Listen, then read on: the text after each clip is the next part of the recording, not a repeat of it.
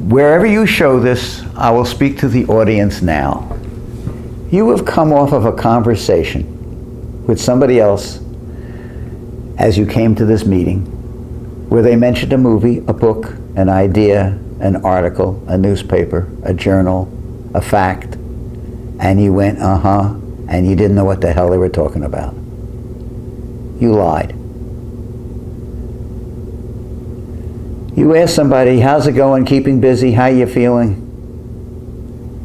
It's another kind of lie, because you really don't want to know that answer. And by and large, it's such a stupid question that if somebody actually spent the time to answer you, you'd be in your grave. And why is keeping busy such a value? Why not keeping interested? Are you interested today? Did you wake up interested in it? And how are you feeling? Do you want to know about their arthritis, their aches, their pains, the minor ticks and scrapes and an itch behind their ear or in their crotch or anything? You don't want to know the details of how somebody feels. That is not the subject of conversation with a stranger or even what you consider a friend. I'll get into friendship in a minute, but that's not the topic or the reason for being there. It's interest, it's ideas, is what do we share in common and what do we not share, and how do we find the pattern between our similarities and differences? And what is it that you do that maybe is the opposite of what I do? And in that we can find something we can do together. But you don't ask those things. And you're attracted to go someplace because of somebody's position in life. And you think they got to their position because of their superiority. Think of the personality characteristics you have to be president. Think of that group of things that you have to do to become the head of a company. And think of the percentage of really fine people who get to be the head of a company.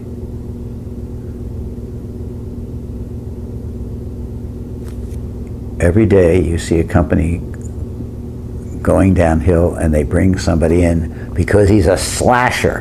He can fire people and he can do this and do that.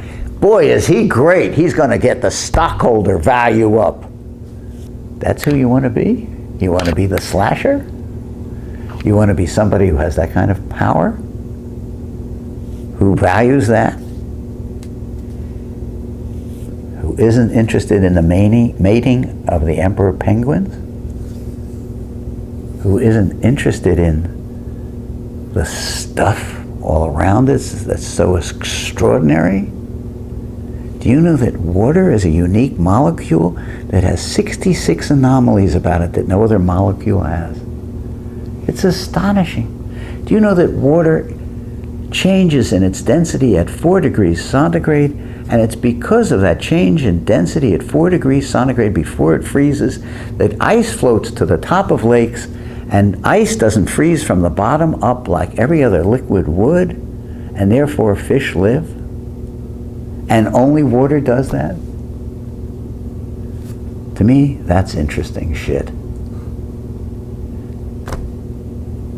It's interesting to take any number, as I was doing with 33, but you can take 71 too. But you can take any number. 17 is an interesting number, and there's several clubs at universities in the United States that have a 17 club because of all the odd things that 17 has relative to it. Christ died at 33 in the year 33, and so did Evita Peron. 3 is interesting, not only because of the Trinity, but you can train yourself to hold your breath for 3 minutes. You can only go for 3 days without water, 3 weeks without food. Minus 30 degrees Fahrenheit in a 30-degree wind, mile per hour wind. Any exposed flesh freezes in 30 seconds. Baghdad is at the 33. latitude. There's a lot of 33s. Arctic Circle is 66. I have two more questions. Yes. In the context, I know that wasn't really the answer to the question about leadership, No. but it's the question under leadership. it's Richard's answer. Yes, I love it. It's really what leadership is about. Yes, they will make the connections. Okay. For sure. Because you're really provoking and triggering things that are there. So Oh, I'm not lying. I can't lie. no. It's, I've been fired.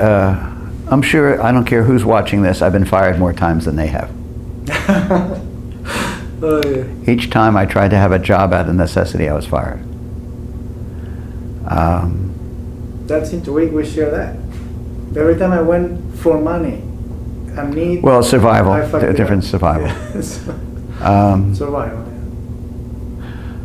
Yeah. I live in one of the mansions in Newport, and they won't see this on the tape, but I have 8 acres right downtown in Newport, and I have 3 homes here on this property. I don't have any other homes, and I don't have a mortgage, and I don't have any debt, and I never had a windfall profit, and I never tried to make money, and I have no family money. And when I got married to my second wife, she had 2 little children. I had 2 children. One was graduating high school, one starting the university, MIT. And I had an old Civic when they were little, 5-speed. I didn't own one piece of real estate or one stock or one bond. I had no money, and I had just been fired as dean of a school. And I did not change how I lived. Slowly, I had a little bit more money every year. Slowly, even the abrasive qualities of my behavior and my telling the truth didn't work against me. And I made a little bit more money every year.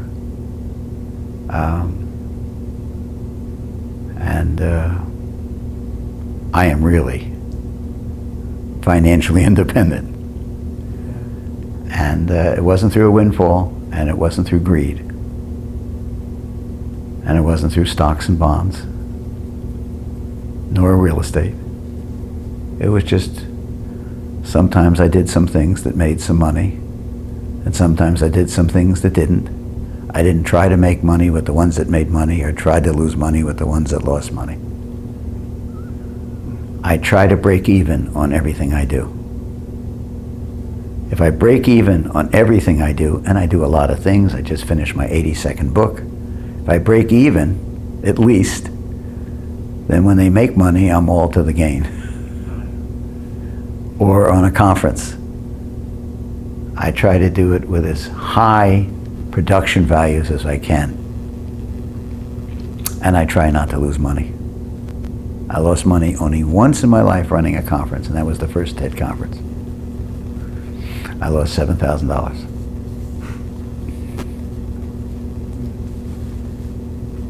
Your question.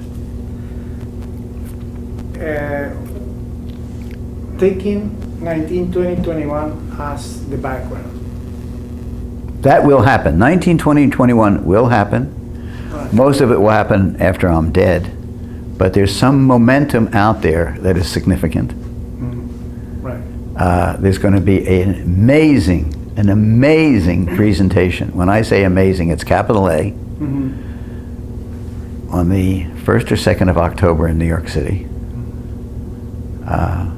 to explain 19, 20, 21, focusing on New York, but New York in context with all the cities of the world, but New York in depth, of new ways of seeing and mapping and understanding, and of my fantasy of turning a switch in 2011 in the summer, turning a switch with whoever's president, I guess the same president, and opening up in 19 cities around the world live urban observatories that tell about all 19 cities and the city that you're in depth, on screens comparatively in part of a 20-minute presentation or a 10-minute presentation, part of which you can go up to the screen and move and go into depth of any information you want.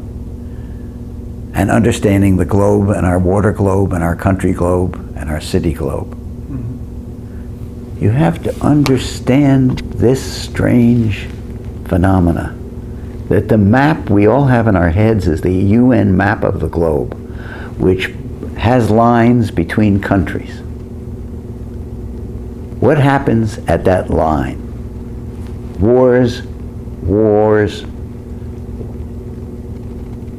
wars, hostility, killing, inequality, confrontation, and wars again at every line that separates countries. What happens between cities?